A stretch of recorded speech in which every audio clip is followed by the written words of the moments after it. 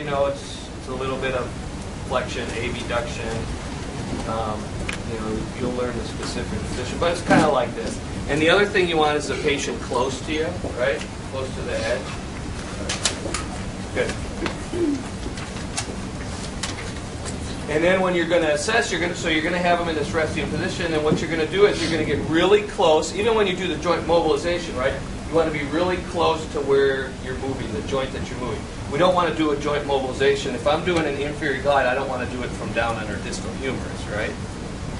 All right. The other thing is you don't want to get leverage.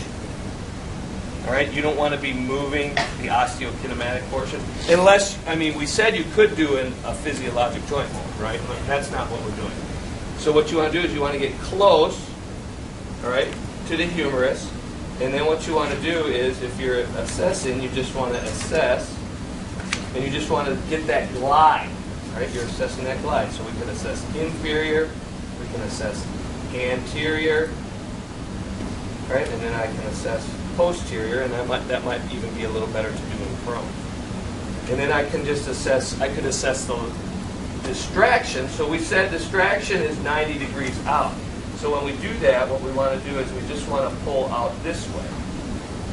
That would be distraction. So I'm pulling out, here's her glenoid, right? So I'm pulling just 90 degrees out from that.